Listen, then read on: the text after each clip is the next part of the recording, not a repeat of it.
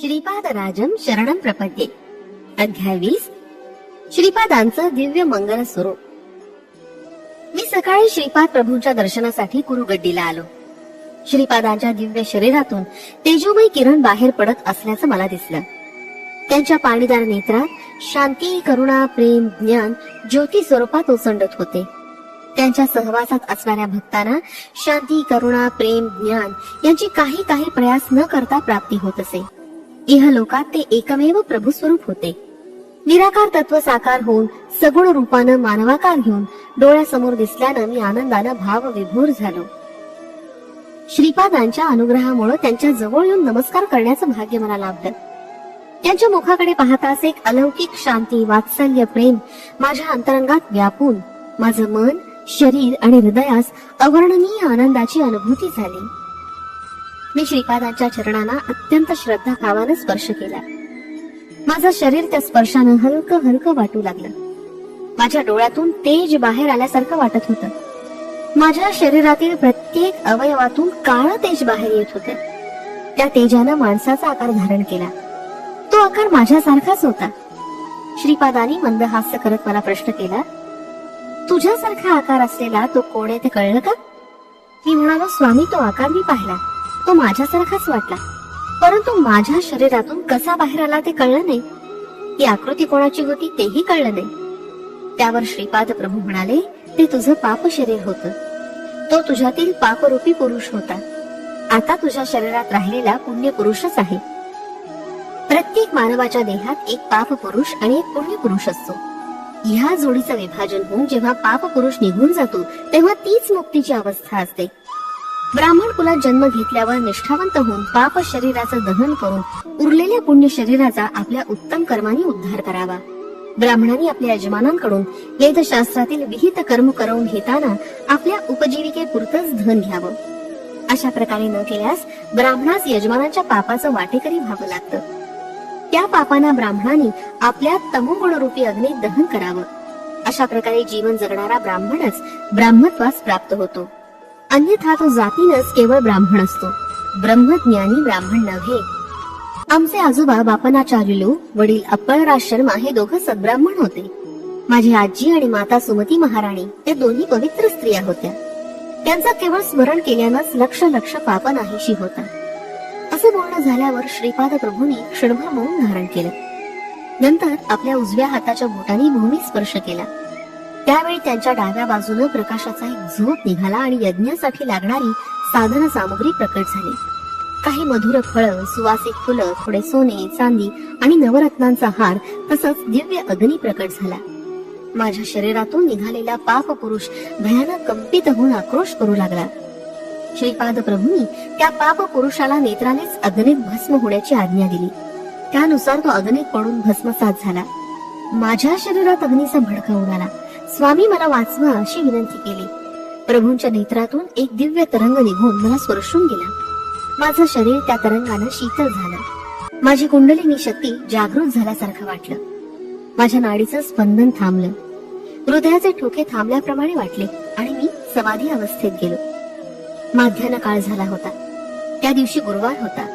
श्रीपाद स्वामी स्नान आटोपून भक्तांच्या मेळाव्यात येऊन बसले होते. भक्तजनांनी समर्पित केलेल्या भिक्षा अन्नाला श्रीपादांनी आपल्या दिव्य हस्तांनी स्पर्श केला.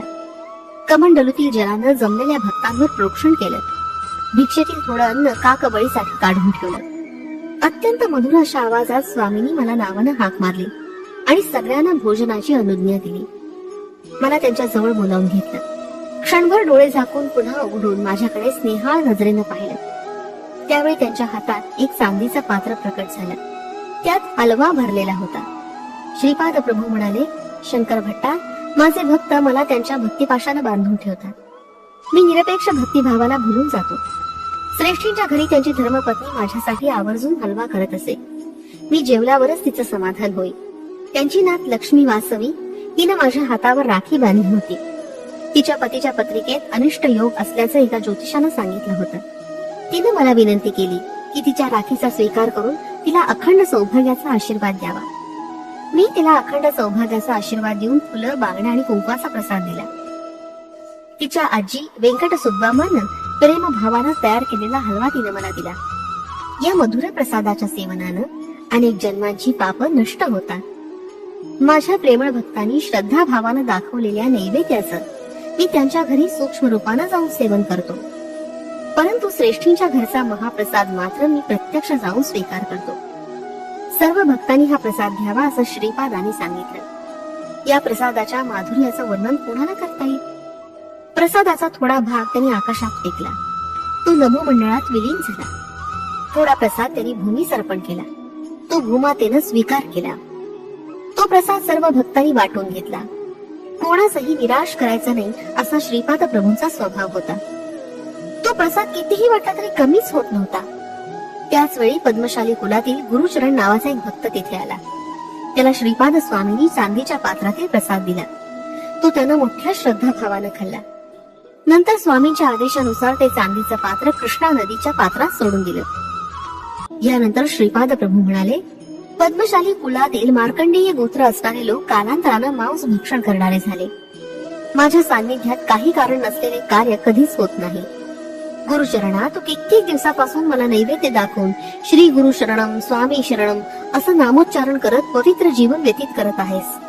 आज तुला श्री गुरूंच्या करकमलातून महाप्रसाद मिळाला. तुला कळलेलं गुरुतत्व या शंकर भट्टास सांग. आम्ही माध्यान्ह समयी योग निद्रेत असताना मानस संचार करतो, त्यावेळी कोणास दर्शन देत नाही. आमच्या विश्रांतीचा भंग होऊ नये. श्री गुरुचरण कलियुगातील एक महान भक्त होता. त्याला योग मार्गातील अत्युच्च स्थिती प्राप्त झाली होती. त्याला शंकर भट्ट म्हणाला, हे महापुरुषा, गुरुतत्वाचं ज्ञान मला देऊन कृतकृत्य करावं. त्यावर गुरुचरण म्हणाले, अनंत कोटी ब्रह्मांडात उत्पत्ती, स्थिती आणि लय हे ज्यांच्या केवळ संकल्प मात्रानेच होते, असे श्री दत्तात्रय प्रभू निर्गुण निराकार स्वरूपातून श्रीपाद वल्लभांच्या स्वरूपात साकार रूपानं अवतरित झाले आहेत.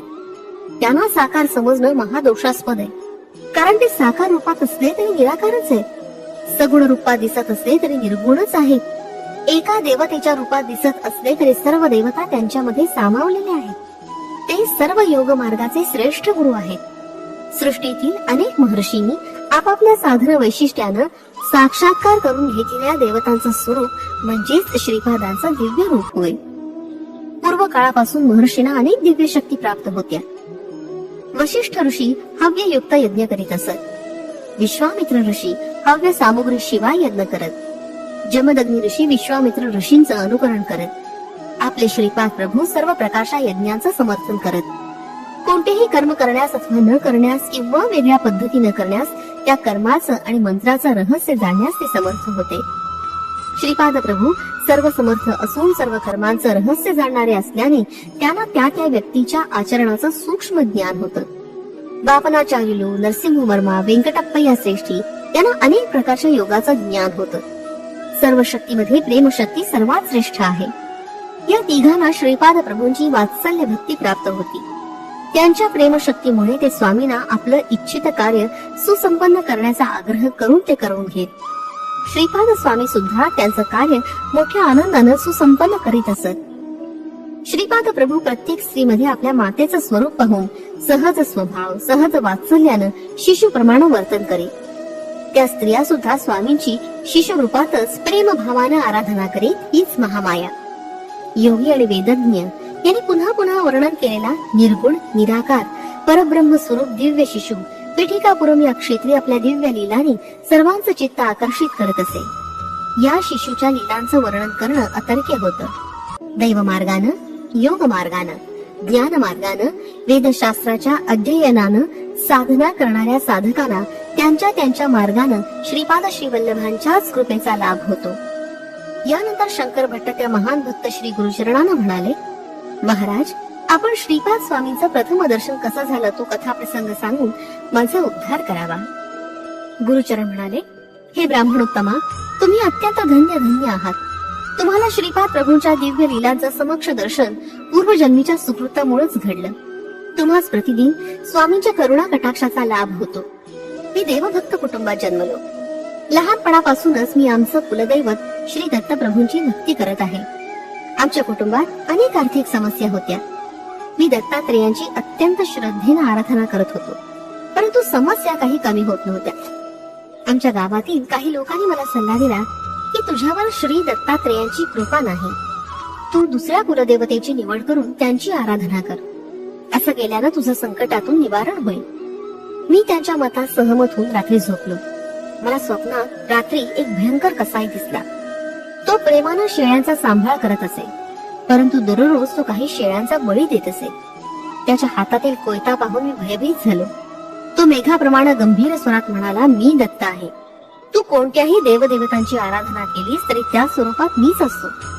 तू आराधना करणाऱ्या देवास नामरूपानं बदललंस तरी मी बदलणार नाही. मी तुला कधीच सोडणार नाही. तू माझी छाया आहेस. माझी छाया मला सोडून कशी राहील? समस्त देवदेवतांच्या संकल्पना आणि समस्त कोटी मानव संकल्पनांना चालवणारा महासंकल्प मीच आहे. भगवत अवतारातील भगवत स्वरूपाला कांती देणारा असा तो ब्रह्म मीच आहे. वाघाच्या तोंडातून एखादा प्राणी सुटू शकेल, परंतु माझ्या हाती आलेला तू मला कधीही सोडून जाऊ शकणार नाहीस. दत्त भक्तांनी सिंहाच्या छाव्याप्रमाणे शूर असावं आणि भित्रेपणा सोडून द्यावा. मी सिंहासारखा आहे. सिंहाच्या पिल्लांना सिंहाजवळ यायला भय नसतं. ते त्याच्या बरोबर मुक्तपणे खेळत असतात. मी या कोयत्यानं तुझा वध करीन. तुझं रक्षण करणारा त्रैलोक्यात कोणी नाही. मी अत्यंत भयभीत होऊन ओरडलो आणि त्याच वेळी माझा स्वप्नभंग झाला. घरातील लोक काय झालं असं विचारू लागले. मी त्यांना स्वप्नातील वृत्तांत कथन केला. आमच्या आर्थिक समस्या दिवसेंदिवस अधिकच वाढत होत्या. कोणत्या जन्मात केलेल्या कर्माचं फलस्वरूप ही दरिद्र अवस्था मला भोगावी लागते हे कळतच नव्हतं. सकाळ होताच एक हरिदास आमच्या घरासमोर आला. त्याच्या हातात चिपळ्या होत्या. तो हरिनामाचं गायन करत होता. त्याच्या डोक्यावर तांदुळाचं टोपलं होतं. हा एक विचित्र हरिदास होता. त्याच्या टोपलीत एक औदुंबराचं रोप होतं आणि तो दारासमोर उभा राहून तांदूळ देता का असं विचारत होता. मी घरात तांदूळ शोधत असताना एक मुठभर कण्या मिळाल्या. त्या कण्यांचा स्वीकार करून तो म्हणाला, महाराज, काल रात्री एका कसायानं गुरुचरण नावाच्या एका दत्तभक्ताची हत्या केली. आश्चर्याची गोष्ट अशी की त्या दत्तभक्ताचे प्राण त्याच्या शरीरातून निघून ह्या औदुंबराच्या रोपात प्रविष्ट झाले. औदुंबराच्या वृक्षाखाली श्री दत्तप्रभूंचा निवास असतो असं प्रमाण आहे. हे रोप असामान्य आहे. गोदावरी मंडलातील पिठिकापुरम एक महान क्षेत्र आहे. तिथं श्री दत्तात्रेय श्रीपाद श्री वल्लभांच्या रूपात वास्तव्य करत आहे. श्रीपादांच्या आजीच्या औदुंबर वृक्षाचंच हे रोप आहे. हे रोप तुमच्या घरी लावल्यास तुमच्या सर्व कामना पूर्ण होतील. त्या हरिदासाचं वक्तव्य ऐकून मी भ्रमितच झालो. मी म्हणालो, गुरुचरण मीच आहे, पण माझी हत्या झाली नाही. मी दत्तभक्त आहे. मी स्वप्नात एक कसाई पाहिला होता. तो मला मारून टाकेन असं म्हणाला होता. औदुंबर वृक्ष महिमा. ह्यावर तो हरिदास जोराने हसला आणि म्हणाला, तू म्हणतोस ते खरं का? नाही म्हण. या सृष्टीत असलेल्या अनेक मार्गाचे आदी गुरु म्हणजे दत्तच आहे. ते भविष्यात घडणाऱ्या घटना जाणतात. त्याच्या समोर आपण अगदी क्षुद्र असतो. पत्रिकेत अनिष्ट काळ असं जरी दाखवलं असतं तरी गुरुदेव त्यांच्या शिष्याला घोर असा मानसिक त्रास, घोर अपमान पचवण्याचं सामर्थ्य प्रदान करतात. घोर कष्टातून बाहेर काढून त्याचा कर्मक्षय करून त्याला पुनर्जीवन देतात.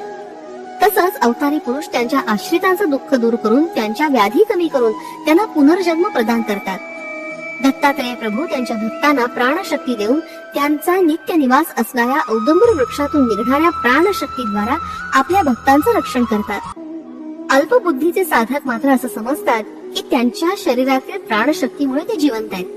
खरं तर ती प्राणशक्ती औदुंबर वृक्षातून निघून भक्तांचा शरीर व्यवहार उत्तमपणे पार पाडू शकते. भक्त मरणावस्थेत असल्यास त्या क्षणी औदुंबर वृक्षातून निघालेली प्राणशक्ती भक्ताच्या शरीरात प्रतिष्ठित होऊन भक्ताचं आयुष्य थोडं वाढवते. ही प्राणशक्ती परिपूर्ण असते, कारण प्रत्येक औदुंबराच्या वृक्षामध्ये सूक्ष्म रूपानं श्री दत्तात्रेय प्रतिष्ठित असतात. हरिदासानं सांगितलेला वृत्तांत आश्चर्यचकित करणारा होता. कृष्णदास नावाचा एक व्यापारी त्या मार्गाने जात होता. मी त्या औदुंबर वृक्षाला मोठ्या प्रेमानं आणि भक्तिभावानं वाढवत होतो. असे काही दिवस गेले. आमचे एक दूरचे नातेवाईक रेशमी कापडाचा व्यापार करीत असताना ते वृद्ध झाले होते. त्यांना मूलबाळ नव्हतं. माझ्यावर त्यांचं प्रेम होतं. ते आमच्या घरात वास्तव्याला होते. त्यांनी थोडं धन देऊन रेशमी कपड्याचा व्यापार करण्यास सांगितलं. ते सुद्धा आमच्या घरी असलेल्या औदुंबराच्या वृक्षास भक्तिभावानं प्रदक्षिणा घालून श्री दत्तप्रभूंची आराधना करत. आमच्या घरी कोणतीही आपत्ती अथवा संकट आला असता आम्ही औदुंबराला प्रदक्षिणा घालून आमचं दुःख निवारण करण्यास सांगत असू. आमच्या याचना दत्तप्रभूंना कळत असत आणि आमची संकट दत्तकृपेने दूर होत होती. श्री दत्तप्रभूंना नवस केला असता तो औदुंबराच्या वृक्षाकडून पूर्ण होत असे. औदुंबराच्या वृक्षाची सेवा करणं हा दत्तभक्तांचा महत्वाचा विधी होता. घरात औदुंबराचं झाड असणं म्हणजे साक्षात दत्तात्रेयच घरात असल्यासारखं होतं. औदुंबराचा महिमा वर्णावा तितका कमीच. पापकर्माचं फलस्वरूप काटेरी वृक्षाचा जन्म. मी माझ्या व्यापाराच्या निमित्तानं आंध्र प्रदेशात असताना माझ्या भाग्यानं पिठिकापुरम क्षेत्री येऊन पोहोचलो. श्री बापनाचार्युलूंचं घर शोधून काढलं. त्यावेळी श्रीपाद प्रभू बापनाचार्युलूंबरोबर अंगणात बसले होते. त्यांच्या अंगणात एक काट्याचं झाड होतं. त्या झाडाला श्रीपाद प्रभू मोठ्या श्रद्धाभावानं प्रतिदिन पाणी घालत असत. बापनाचार्युलू श्रीपादांना म्हणाले, हे काट्याचं झाड तुला एवढं प्रिय का आहे? संजीवनी वृक्षाचं रूप असतं तर त्यावर प्रीती करणं योग्य झालं असतं. तू त्या झाडात श्रद्धेनं पाणी घातलंस अथवा न घातलंस तरी ते वाढणारच आहे. त्यावर श्रीपाद प्रभू म्हणाले, आजोबा, हे काट्याचं झाड पूर्वीच्या जन्मी आपल्या घराण्यातील विश्वावधानी होतं. स्वयंभू दत्तात्रेय बापनाचार्युलूंच्या नातवाच्या रूपानं अवतरित झाले आहेत. केवढं हे आश्चर्य! परंतु विश्वावधानी आजोबा परिहासानं म्हणत, केवढा हा देवद्रोह! तेच या जन्मी काट्याच्या झाडाच्या रूपानं आपल्या अंगणात स्थित आहेत. मी, आई, मोठे भाऊ, श्री विद्याधरी, राधा, सुरेखा, व्यंकट सुब्बय्या श्रेष्ठींच्या घरी आणि नरसिंह वर्मांच्या घरी मोठ्या प्रेमभावानं जेवण करत असू. हे आमचं वर्तन विश्वावधानी आजोबांना मुळीच आवडत नसे.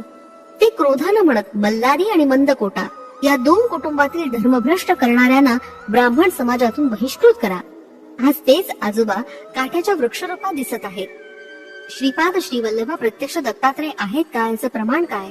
असे तर्क कुतर्क करणाऱ्या विश्वावधानी आजोबा या काटेरी वृक्षाच्या रूपात जन्मले आहेत असं सांगून श्रीपाद प्रभू पुढे म्हणाले, माझी आई सर्व सौंदर्य स्वरूपिणी सुमती महाराणीस श्रेष्ठी आत्या घरची लेक मानत.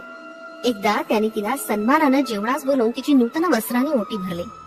त्यामुळे त्यांना आपला जन्म धन्य झाल्यासारखं वाटलं. नरसिंह वर्मा आजोबांना विश्वावधानी नेहमी टोचून बोलत. त्यानं आपल्या आजोबांची मृत्यूनंतर उत्तरक्रिया व्यवस्थितपणे न केल्यामुळं आणि त्यांचा पापभार अति झाल्यामुळं त्याला काटेरी वृक्षाचा जन्म मिळाला होता.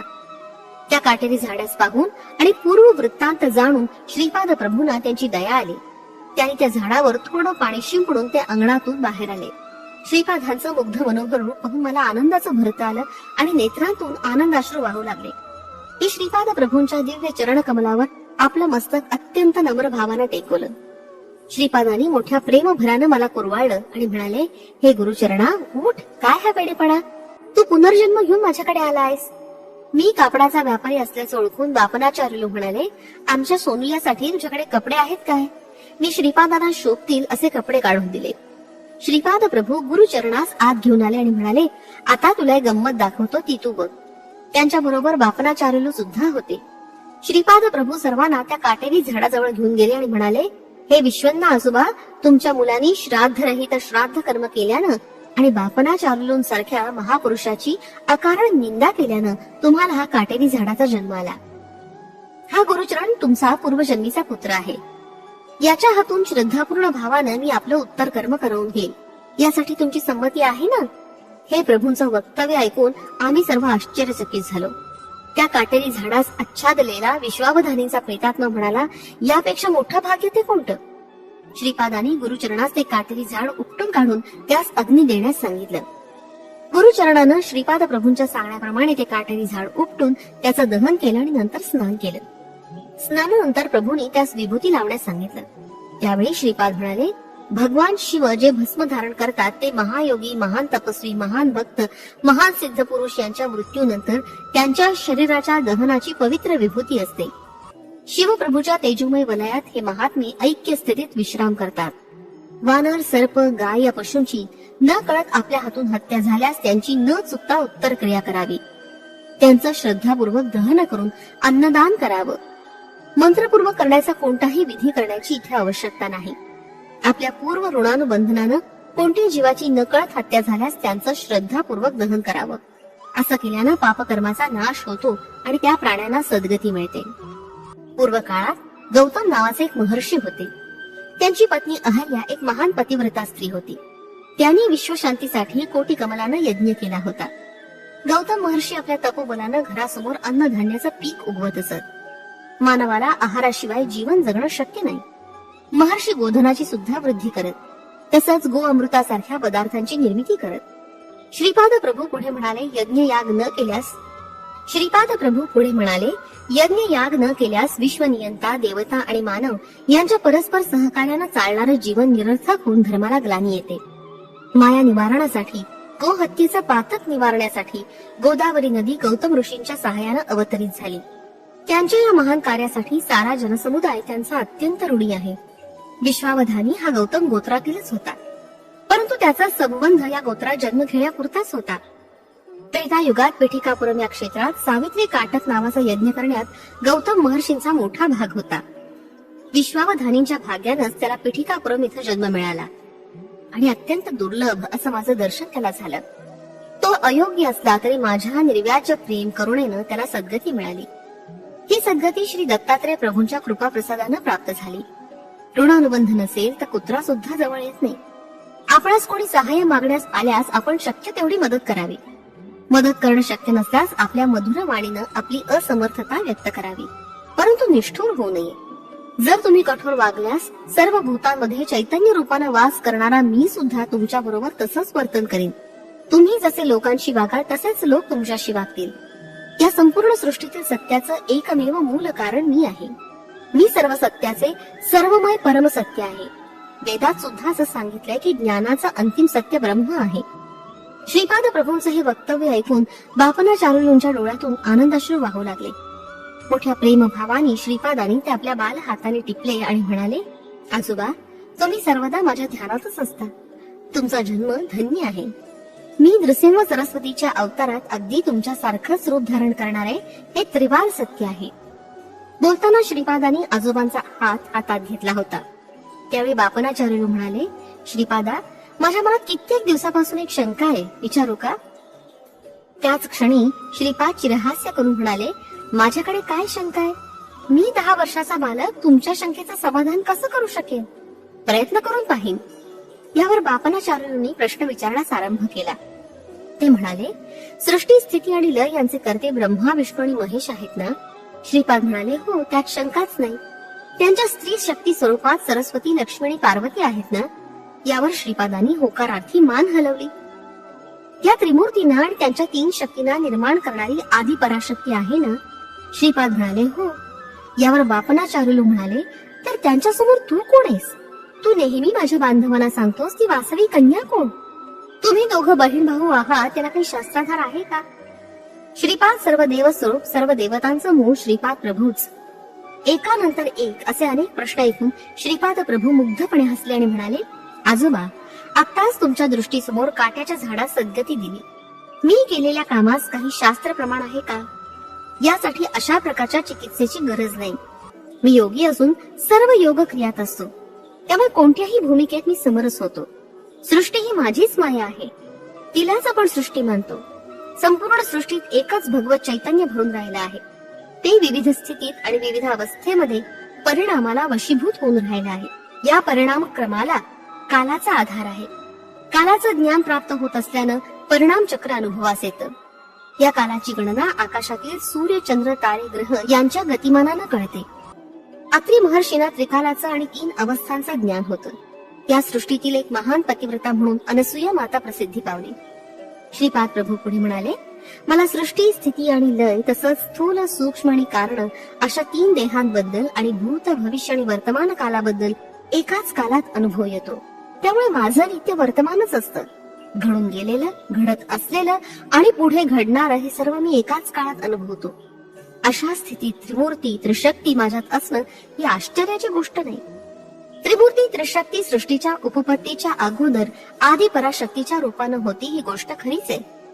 मी आणि आदी पराशक्ती दोघं अभिन्न स्वरूपात आहोत. यातील एक सूक्ष्म अंश असल्यानं समस्त सृष्टीतील मातृगर्भात एक महासंकल्प आदी पराशक्ती रूपानं विलसत असतो. तेच ब्रह्मयोनी स्वरूप आहे. त्यातूनच त्रिमूर्ती, त्रिशक्तींचा आविर्भाव झाला. या आदी पराशक्तीस निर्माण करण्याचा संकल्प असो की सृष्टी रचनेचा संकल्प असो, तो कसा संभव आहे याची प्रबोधन शक्ती मीच आहे. यामुळे महासंकल्प स्वरूप मीच आहे. त्या महासंकल्प सिद्धीसाठीच आदी पराशक्तीचा आविर्भाव झाला. तसंच त्रिशक्तीचा आविर्भाव झाला तो महासंकल्प रूपच परमगुरु स्वरूप आहे. हा अत्यंत रहस्यपूर्ण विषय आहे. या महान संकल्प स्वरूपात संकल्प मिळताच तो तत्काळ सिद्ध होतो. संकल्प होणं आणि सिद्धी पावणं हे दोन्ही एकाच वेळी घडत असतं. सर्व शक्तींना धरून ठेवणारी मूळ शक्ती मीच आहे. सृष्टीतील माता शिशु संबंध, पिता पुत्र संबंध, पती पत्नी संबंध, भाऊ बहीण संबंध हे अनिवार्य संबंध आहेत. या पवित्र संबंधांना आदर्श स्वरूप म्हणून देवी देवता पृथ्वीवर अवतरित होतात. जीव म्हणजे मायेची शक्ती. मी मायेच्या अतीत असलेली महाशक्ती आहे. माया शक्ती असो अथवा महाशक्ती असो, ती योग शक्तीमुळेच फलद्रूप होत असते. जी महाशक्ती स्त्री स्वरूपात वासवी कन्यका म्हणून ओळखली जाते, तीच महाशक्ती पुरुष स्वरूपात श्रीपाद श्री वल्लभांच्या रूपात अवतरली आहे. या दोन्ही शक्तींचा आविर्भाव सुद्धा महासंकल्पाला अनुसरूनच आहे. आदी पराशक्तीची अथवा मूळ दत्त स्वरूपाची आराधना केली असता त्रिमूर्ती आणि त्रिशक्ती अंतर्लीन होतात. त्या दैवी संबंधांना आणि त्यांच्या तत्वांना त्या त्या स्थितीतील अनुभूती केवळ साधना संपन्न जीवांना अवगत होते. श्रीपाद प्रभूंची आराधना करणाऱ्या साधकांच्या पापाचं निवारण. दुर्गाजवळ जाऊन त्याला संस्कृत व्याकरणाचा बोध करणं निरर्थक असतं. संस्कृत शिकून त्या नीच योनीतून मुक्तता मिळवायची असल्यास मानव जन्मातील मिळणारी समर्थता असणाऱ्या व्यक्तीकडून व्याकरण शिकलं पाहिजे. माझा प्रत्येक जीवाशी अंतर्गत संबंध असल्यानं मी जीवाचे संस्कार आणि मलिनता स्वीकारतो. प्रतिदिन केलेल्या स्नान संध्या जपादिकांमुळे जीवांची मलिनता मी दग्ध करून त्याला त्या परिणामांपासून मुक्त करतो. वास्तविक पाहता माझी पूजा करण्याची आवश्यकता नाही. माझी आराधना करणाऱ्या भक्तांचे पाप संस्कार मी आकर्षित करून घेतो. भक्तांनी आपापल्या कुलदैवतांची पूजा केल्यास ती माझ्या स्वरूपाची स्थूल पूजा होईल. ती पूजा केल्यानं मिळणारं महाफल माझी आराधना करणाऱ्या भक्तांना मी अर्पण करतो. तुम्ही कर्म न केल्यास तुम्हाला फळ मिळणं शक्य नाही. म्हणून मी तपश्चर्या आणि महापुण्य कर्माचं आचरण करतो. मी अनंत चैतन्य असल्यानं उत्तम कर्म करणाऱ्या साधकांना त्यांच्या त्यांच्या योग्यतेनुसार कर्माचं फळ तत्काळ मिळवून देतो. माझे आदी गुरु स्वरूप आहेत. माता पिता धन दौलत याचे हक्कदार मुलं असतात. त्याचप्रमाणे गुरूंच्या तपोशक्तीचे त्यांचे शिष्य वारसदार असतात. भगवान कृष्णाने गीतेत सुद्धा सांगितलंय की मानवाला कर्म करणं अनिवार्य आहे. माझ्या तपाराधनेला समाप्ती नाही. श्री दत्तात्रेयांप्रमाणे मी सुद्धा सुलभ प्राप्त दैवत आहे. इतर देवदेवता भक्तांनी केलेल्या तपश्चर्येवर संतुष्ट होऊन त्यांना वर प्रदान करतात. गुरु स्वरूप असलेले श्री दत्तात्रेय त्यांच्या शिष्यांच्या वर प्राप्त करण्याच्या मार्गातील अडचणी दूर करतात आणि दुष्ट शक्तींना आपल्या तपोबलानं दूर करतात.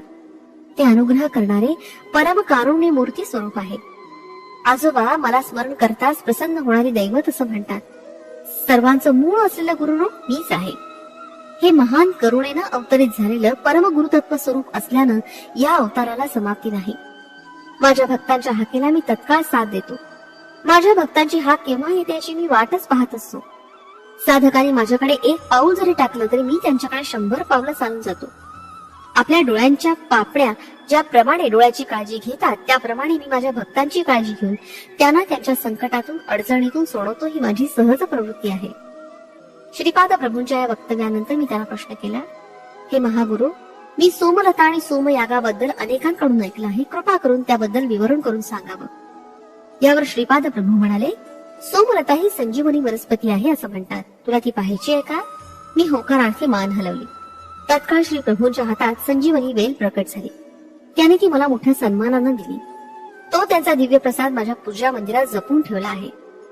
श्रीपाद प्रभू पुढे म्हणाले, ही संजीवनी वनस्पती हिमालयातील पर्वत श्रेणी, काश्मीर मधील मानस सरोवराजवळ, सिंधू नदीच्या उगमस्थानाजवळ, मल्लिकार्जुन प्रभूंचा नित्य निवास असलेल्या श्रीशैल्य पर्वतावर, सह्याद्री, महेंद्र, देवगिरी, विंध्य पर्वत श्रेणी, बदरी अरण्यात मिळते.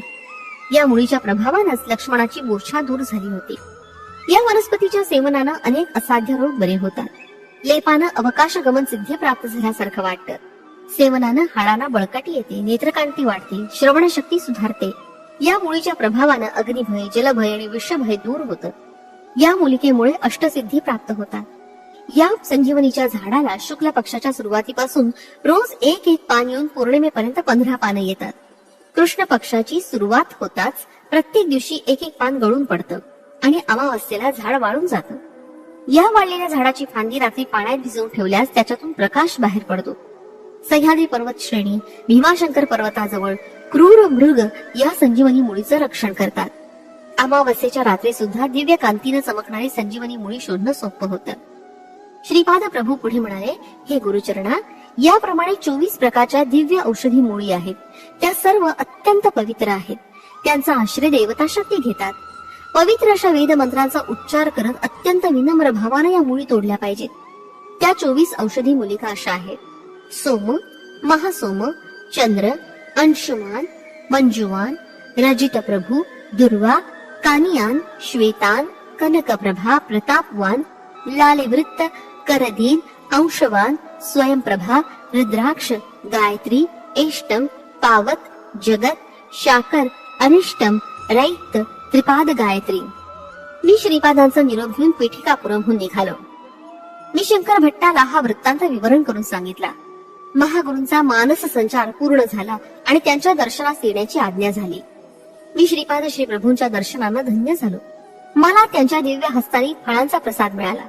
श्रीपाद प्रभू मला म्हणाले, कृष्णा नदी ओलांडून मांचाल ग्रामात जा. या ग्रामाची ग्रामदेवता तुम्हाला आशीर्वाद देईल. तिचा आशीर्वाद घेऊन तुम्ही पुन्हा कुरुगड्डीस या. तुम्ही माझ्या जवळ असा किंवा दूर असा, माझं तुमच्याकडे सदैव लक्ष असतं हे ध्यानात असू द्या. भविष्यात हे मांचाल ग्राम विश्वविख्यात होईल. एका महान पुरुषाच्या जीवन समाधीमुळे हे गाव प्रसिद्ध होईल. या महापुरुषाच्या लीला अद्भुत असतील.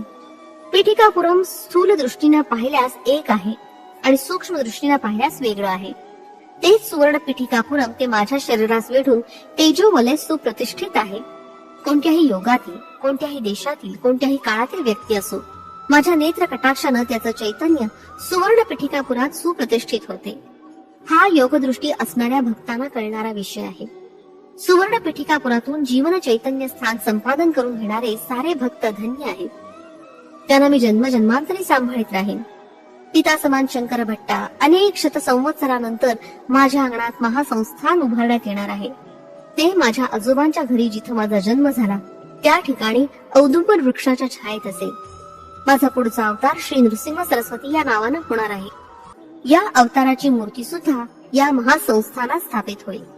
श्रीपाद प्रभू म्हणाले, हे पहा, मी तुम्हाला दिव्य दृष्टी देत आहे. असं म्हणून त्यांनी गुरुचरणच्या आणि माझ्या भ्रू मध्यावर दृष्टी रोखून ठेवली. ते सुंदर दृश्य पाहून आम्ही धन्य धन्य झालो. त्यांचा संकल्प अमोघ आणि लीला अद्भुत आहे.